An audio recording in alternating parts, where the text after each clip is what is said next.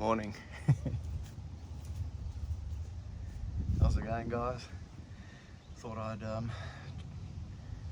chime in with, I'm one of those people that learns through seeing things happening. At school I really struggled until I learned to teach myself to how to learn.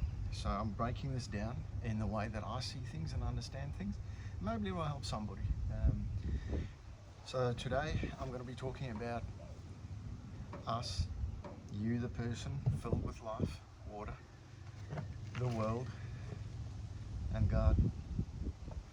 Now I'm speaking from my own personal experience, testimony. This isn't something I've read or made up. This is something I've experienced in the past 3-4 weeks.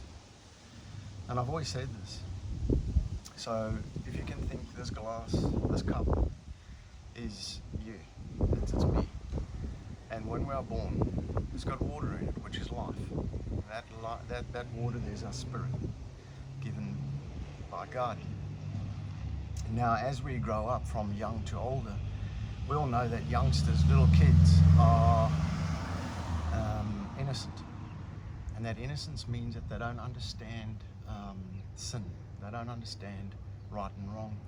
They haven't been exposed to things. So as a parent, my priority was always to protect Ruby's innocence for as long as possible, because I knew that the world will come in eventually as she gets older and goes to school and mixes with other kids with different morals, different backgrounds, that stuff of the world will come in, be exposed.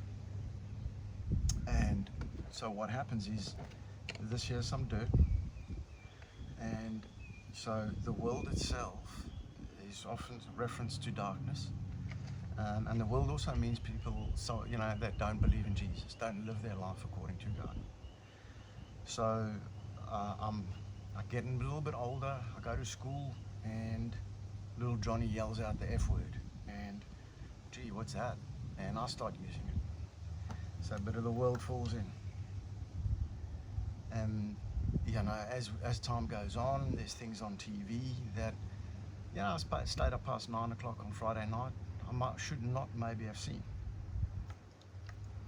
And what's happening is the world is now infiltrating me, my spirit, because the eyes is the gateway to the heart. So what the eyes see, we put into our body. It's amazing how you'll be driving down the road and you see a beautiful boat, but you didn't want a boat, but now you see the boat, and suddenly it's like, man, I want that boat, because your eyes saw, but you didn't know before that you wanted the boat. And that's why it also says, don't covet your neighbor. So as I'm getting older, go to high school,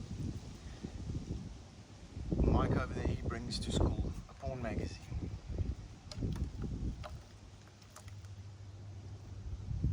And more of the world. You see what's happening? I'm losing clarity. I'm losing the ability to actually see. And the reason why I'm losing the ability to see is because I'm looking at sin. So now I've looked at porn, I go back to it, I become desensitized. You know that during my drug days, when I used to smoke weed, amongst other things, I got to the point where I would just skin one up right here in the street at the shopping center and light it, and didn't even feel shame. I'd go to a concert and light one in the middle of thousands and thousands of people, because I was so desensitized to understanding that what I'm doing is wrong. I became accustomed to it, because my cup, in essence, is now full. So, excuse me, it's just drizzling and it's hot. So, the past 4 weeks, I've been a Christian for 20 years, right? And I've known of God, and I've served God, and I've done things in the church, and I've supported, and I've even been up on the stage a few times, and communion and testimony and all that. But I've never ever really delved into spending time with God. And it says in the Bible to pray all day. I found that very confusing in the beginning. It's like, that's hard, man. I've got life to live. Until I was brought to my knees and somebody showed me this is how they literally led me by the hand and showed me this is how to live your life. And I started doing it. I called upon the Lord. Now, this is a representation of the Lord because He's pure. And I'm topping myself up with Him every day. Instead of topping myself up with the world by looking at videos I shouldn't be looking at, music I shouldn't be listening to, conversations I shouldn't be having, I'm topping myself up with this. And you'll notice the cup is getting fuller and fuller and more condensed at the bottom where the gunk is settling. So as I start spending with the Lord more time, this morning I pray. Midday I make a thing and I pray. And this afternoon I go spend time with the Lord and I pray. And I now start filling my cup with the Lord. And as I'm filling my cup with the Lord, these things are now coming out. Oh, look there. There's pride. How much money I have, how much money I'm going to make, how I'm going to make it. Oh, look, there's anger. Wow, geez, he's ugly, eh? Filthy. Look, he even leaves my fingers dead. So the more I spend time with the Lord, the more my cup, in essence, is now emptying. Brought some back up because there's a lot of filth in there. 50 years of filth. And the more I'm spending time with God,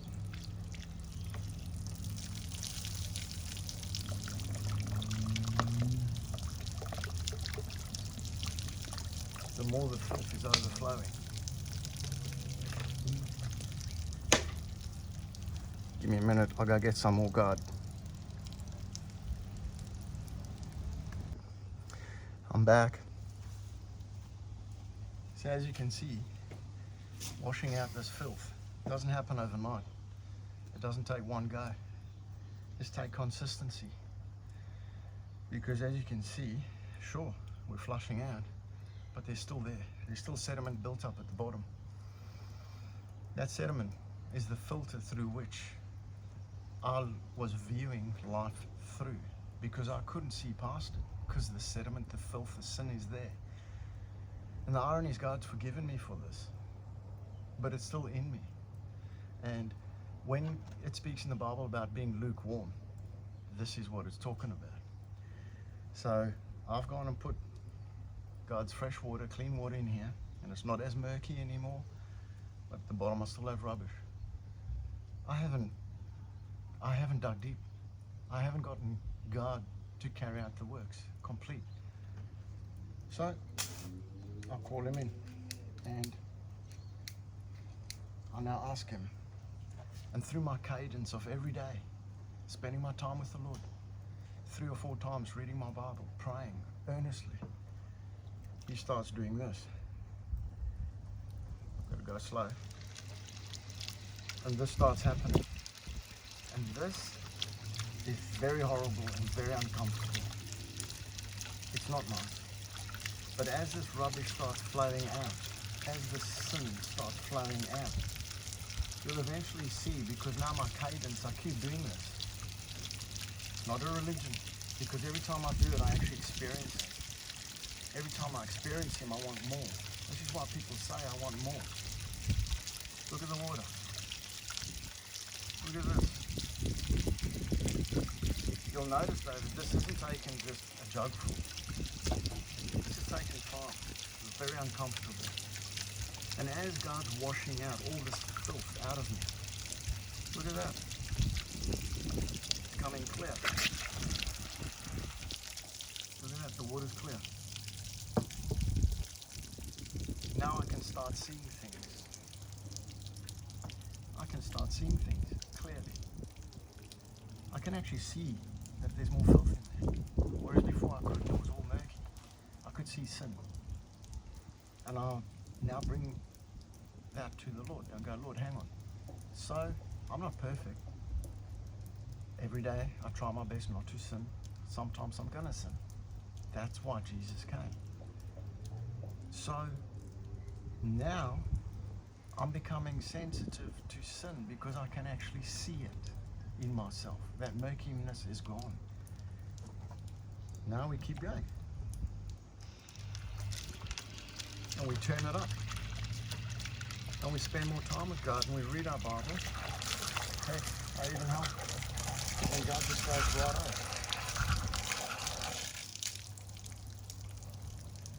And fills me up.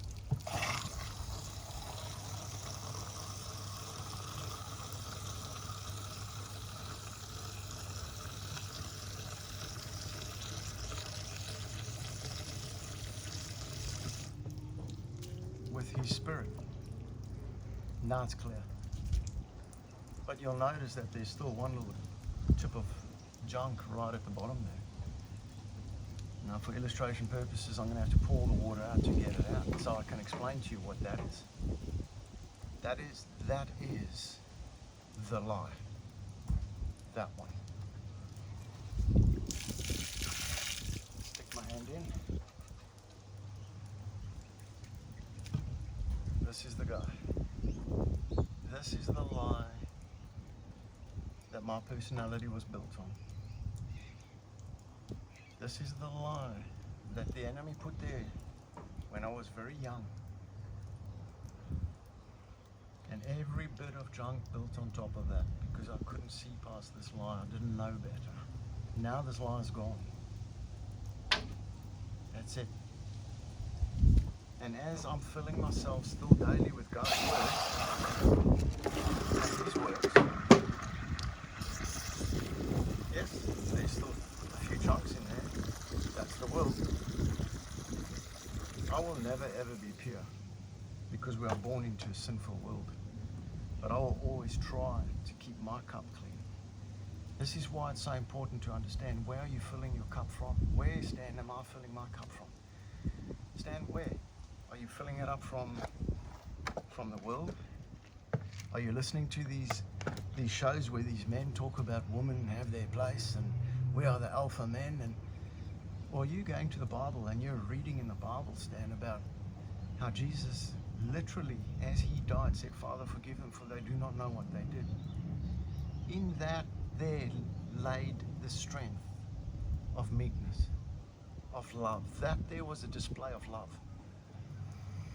That I will rule over or watch TV shows that start off with a real slow, easy, and generally build to becoming something very horrific, something very spiritual, or something very, something that just gets you in the gut. But it's always a slow progression. Have you noticed? The first Harry Potter movie that came out was nice, wasn't it? Oh, it's family, it's nice. Have you watched the last one? It desensitizes, fills you, and it starts planting you. So it's so important, guys, that this is our vessel. This is who we are. This is who your child is. I had someone say to me the other day that they know of a young girl, she's 13, 14, going through a really bad time of her life, and her mum tried to take her to youth, and she went 3 or 4 times and then just bailed on it, refused to go again. And this little girl is a problem, and I was like, no. Is the mother a Christian? Is the mother spending time? Is this little girl going to youth on a Friday night where it's so different, and coming home, and how's her mother behaving? You see, as parents, I know I have a responsibility over my child. Yes, I'm not perfect, by no means. But if I want my child to preserve her innocence, and when the world comes and tops up filth into her, like this, from school, because trust me, these days school's a little bit different to when I was in school. It's my job to talk to her about the one that saves, about morals, about standards, about beliefs, about understanding, because we've got to keep flushing that rubbish out.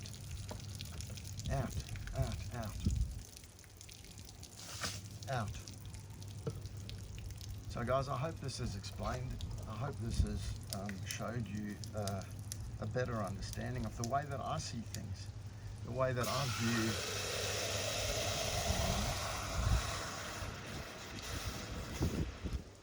this season I've gone through. As I say to you, this is my testimony. This is what I've experienced. I've gone through this. It is so worth it, because now that there's no mud, I can hear God.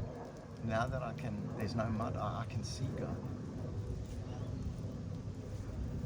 Now that there's no mud, God is doing things in my life. The promises that He's promised me. I've always wondered, where's my promises, God? Where are they? What's happening?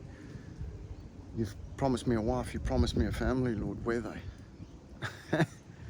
Fix yourself, Stan. I've got an old saying, check yourself before you wreck yourself. Because if you wrecked yourself, you didn't check yourself. Cheesy, I know, but the reality is it's so true. It's my responsibility. It's my responsibility for my child to understand and to live a life of witness of how I'm living my life. If she comes home every Friday night and I'm got the slab of beer out and getting drunk in front of her, swearing and all this sort of stuff, or exploding in the shopping center at somebody who just walked in front of me, or it's not who I want to be. I do not want my child to see this. I don't want my child to become like this. So guys, I hope that's helped. Please let me know what you think about it. This is my first one. Share it, please. Share it so it can help others understand a more clearer way what it's like to spend time with God all the time, every day. What He actually does.